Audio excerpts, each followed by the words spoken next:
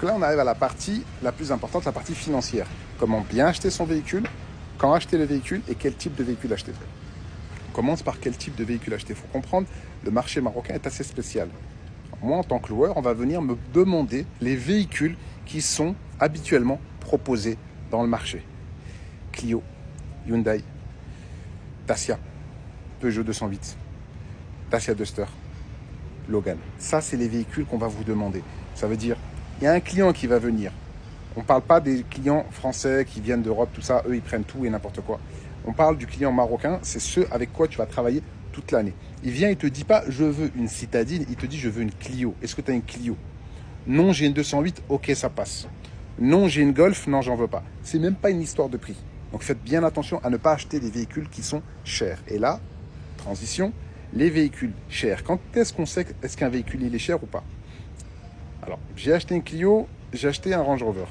Je prends le prix de la Clio, 180 000, divisé par le tarif journalier, 300. Tu verras dans le montage quel prix ça fait et quelle rentabilité. D'un autre côté, j'ai pris un Range Rover, 650 000, location par jour, 1000 dirhams. Et tu vois qu'entre la Clio et le Range Rover, il y a une énorme différence. Je calcule le nombre de jours qu'il me faudra le louer pour le rentabiliser. Parce que mon objectif, c'est pas de faire le beau gosse dans une belle voiture. Mon objectif est de gagner ma vie. Voilà. Après, si tu veux faire le beau gosse, tu peux prendre tout ce que tu veux. Ce sera bénéf. Ensuite, il faut bien savoir que le jour de la revente, c'est là où tu vois est-ce que tu as gagné ou est-ce que tu as perdu. Est-ce que le véhicule était resté sur les bras ou pas? Ça veut dire qu'il faut être en corrélation avec ce que tu fais.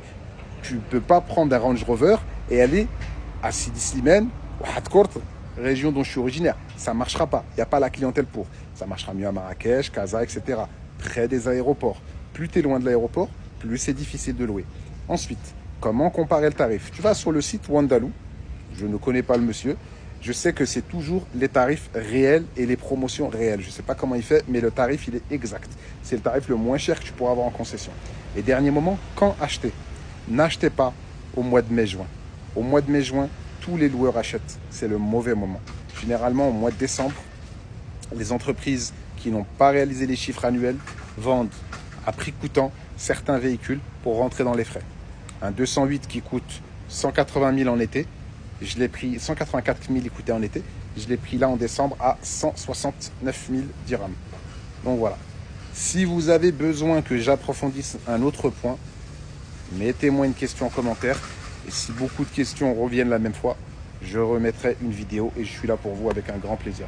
Les messages privés, ça me prend trop de temps.